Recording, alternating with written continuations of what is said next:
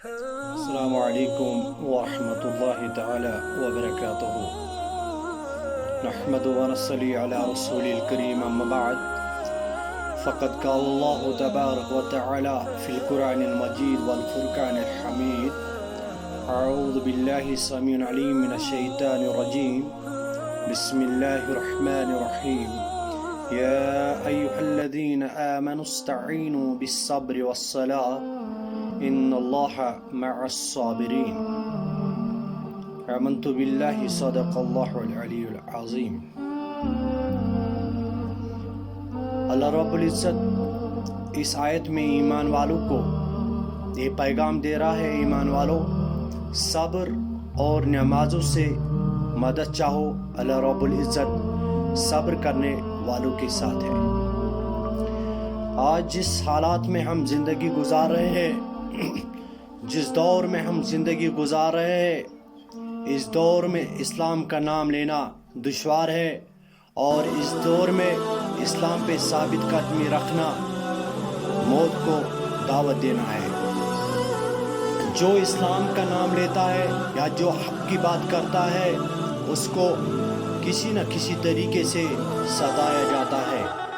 ان حالات میں اسلام کے داعیوں، دین کے داعیوں کی ذمہ داریاں بنتی ہے، وہ اپنی زندگی کے اندر ان کو طاقتور بنانے کے لیے، ان کو قوت پہنچانے کے لیے اور ان کی زندگی کو مضبوط کرنے کے لیے دو چیزوں کی ضرورت ہے۔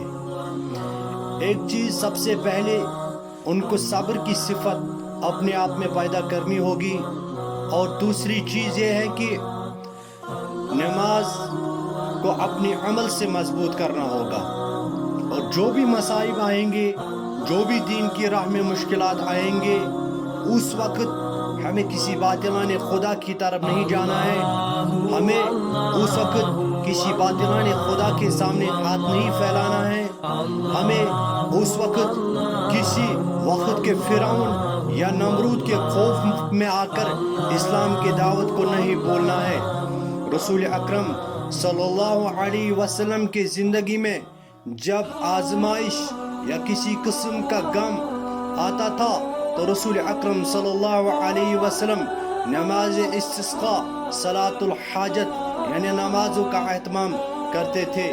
رسول اللہ صلی اللہ علیہ وسلم جب ان کے اپنے اولاد حضرت ابراہیم رضی اللہ تعالی عنہ اس دنیا سے انتقال کر گئے، رسول اللہ صلی اللہ علیہ وسلم کے آنکھوں میں آنسو جارے ہوئے، لیکن رسول اللہ صلی اللہ علیہ وسلم کی زبان پہ یہی کلمے تھے، یا اللہ جو بھی میری زبان سے ادا ہوگا وہ آپ کی مرضی کے مطابق ہوگا، آپ کی مرضی کے بغیر نہیں ہوگا۔ اے روئے زمین کے مسلمانوں، اس وقت جو حالات بنے ہوئے ہیں، جن حالاتوں میں ہم زندگی گزار رہے ہیں، معلوم سب کو ہے کہ ان حالاتوں میں مسجدوں کی اذان دینا بھی مشکل ہوتا ہے، لیکن ان حالات میں ہمیں اللہ تعالیٰ کی طرح رجوع کرنا ہوگا، ہمیں اللہ تعالیٰ سے صبر اور مدد مانگنا ہوگا۔ لیکن بدقسمتی کی بات یہ ہے کہ آج کے مسلمانوں نے اسلام کو بلا دیا ہے، آج کے مسلمانوں نے رسول اللہ صلی اللہ علیہ وسلم کے طریقوں کو بلا دیا ہے۔ پتہ نہیں کس کی نظر لگی، آج کے مسلمان تو ان خرافات میں مبتلا ہو گئے، آج کے مسلمان ان فحشات میں مبتلا ہو گئے، نہ جانے ان کو کن کی نظر ہو لگ گئی، انہوں نے رسول اکرم صلی اللہ علیہ وسلم کے لائے ہوئے طریقوں کو بلا دیا۔ مسلمان زمین کے مسلمانوں، اللہ تعالیٰ ان لوگوں کو کبھی پسند نہیں کرے گا، اور جن کو بھی کوئی مشکل یا مصائب پیش آئیں گے وہ ایمان والوں کو ہی آتے ہیں، کیونکہ اللہ رب العزت ایمان والوں کو ہی آزماتا ہے، کبھی ان کو نہیں آزماتا ہے جو پہلے سے ہی باطل کے شکار ہو گئے، جنہوں نے دین محمد کے ساتھ غداریاں کی ہے، ان کو کبھی نہیں آزمائے گا۔ اللہ تعالیٰ کبھی آزمائش میں بے ایمانوں کو مبتلا نہیں کرے گا۔ اللہ تعالیٰ سب سے پہلے نبی انبیاء کو آزمائشوں میں ڈال دیتا ہے، اس کے بعد ان کو جو اس کے زیادہ قریب دین اور ایمان میں ہوگے، اور اس کے بعد جو ایمان کے قریب ہوگے انہی لوگوں کو آزماتا ہے جو ایمان پہ ثابت قدمی کے ساتھ کھڑے ہیں، جو اللہ سے مدد مانگتے ہیں اور دوسری جانب ظالم کو یہ پیغام پہنچاتے ہیں الارض للہ والحکم للہ، زمین اللہ کی ہے اور قانون بھی اللہ کا ہی اس زمین پہ چلے گا. اور اللہ رب العزت انہی لوگوں کو پیغام دیتا ہے ان اللہ یحب الذین یقاتلون فی سبیلہ صفا کأنہم بنیان. حقیقت میں اللہ تعالیٰ انہی لوگوں کو پسند کرتا ہے. حقیقت میں اللہ تعالیٰ کے محبوب وہی لوگ ہیں جو اللہ کی راستے میں پرے جمع ہو کر لڑتے ہیں اور سے پلائی ہوئی دیوار کی طرح کھڑے ہیں اور وہ کسی باطلان خدا سے نہیں ڈرتے ہیں. وہ اس دین کی دعوت کو قائم و دائم رکھنے کے لیے اپنے گھروں کو چھوڑتے ہیں، اپنے گھروں سے نکلتے ہیں. اور وہی آج کے ولی اللہ ہے جو اپنے گھروں کو چھوڑتے ہیں اور صحراؤں میں اپنے آپ کو جگہ دیتے ہیں اور اپنے آپ ویرانوں میں گزارتے ہیں. نشیب اور فراز چٹانوں میں اپنے زندگیاں گزارتے ہیں. وہی آج کے ولی اللہ ہے، وہی سے پلائی ہوئی دیوار کی طرح مضبوط اور اس دین اقامت دین کو قائم کرنے کے لیے کھڑے ہیں. اللہ تعالیٰ انہی کے بارے میں کہتا ہے الا ان اولیاء اللہ لا خوف علیہم ولا هم یحزنون. جو لوگ اللہ رب العزت کو چاہتے ہیں، جو لوگ اللہ رب العزت کو محبوب رکھتے ہیں، نہ تو وہ کسی قسم کے بات سے خوف کھاتے ہیں، نہ کسی قسم کا غم ہوتا ہے ان کو. یہ وہی لوگ ہیں جن نے یہ آواز لگائے یا اللہ ان اللہ اشترا، ہم نے اپنے جانوں کا سودا، اپنے مال، اپنے جان آپ کے جنت کے بدلے کیا ہے. اور ہمارا مقصد اور ہماری نیت ہی یا اللہ اس دنیا میں جو طریقہ کار رسول اللہ صلی اللہ علیہ وسلم لے کے آئے، جو نظام لے کے آئے، اس کی سر بلندی کے لیے ہم کام کر رہے ہیں. رسول اللہ سے اس دین میں کام کرنے کے لیے مصائب اور مشکلات اور آزمائش آتی ہے. پیغمبر علی نبینا علیہ الصلوۃ والسلام کو بھی آئی ہے اور صحابہ کرام رضوان اللہ تعالی علیہم اجمعین کو بھی آئی ہے. ایک دفعہ حضرت خباب بن عرت رضی اللہ تعالی عنہ پیش ہوتے ہیں رسول اللہ صلی اللہ علیہ وسلم کے دربار میں. حضور اکرم صلی اللہ علیہ وسلم خانہ کعبہ کے نیچے، خانہ کعبہ کے سائے میں ایک چادر بچھائے ہوئے لیٹے ہوئے وہاں پہ آرام فرما رہے تھے. اور خباب بن عرت نے عرض کیا یا رسول اللہ صلی اللہ علیہ وسلم اللہ تعالیٰ سے دعا کرو ہماری مدد کے لیے، یہ مصائب کب دور ہو گئے ہم سے اور ہم کب چھٹکارا ان مصائبوں اور ان تکلیفوں سے پائیں گے.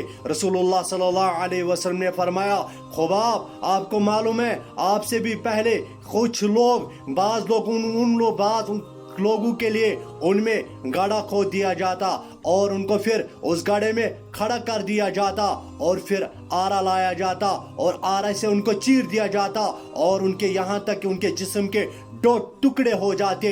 اتنا ہی نہیں اور کنگھی لوہے کی کنگھی لائی جاتی اور ان کے جسم میں چبائی جاتی یہاں تک کہ ان کے ہڈیوں سے نکل کر ان کے پٹھوں سے وہ نکل جاتی. خباب رضی اللہ تعالی عنہ کو رسول اکرم صلی اللہ علیہ وسلم یہ فرماتے خباب بن عرت کو کہ اس سے پہلے ہمارے پہلے بھی کچھ انبیاء گزرے، ان کو بھی تکالیف اور مشکلات کا سامنا کرنا پڑا اس نظام الہی کو قائم کرنے کے لیے. دوستو ہمیں تھوڑا سا مشکلات کا سامنا کرنا پڑا. وقت کے فرعون نے کیا لگام کس دی، ہم نے دین کو ہی چھوڑ دیا. وقت کے نمرود نے کیا لگام کس دی، ہم نے نظام الہی کو ہی چھوڑ دیا. وقت کے فرعون نے کیا لگام کس دی، ہم نے دعوت اللہ کو ہی چھوڑ دیا.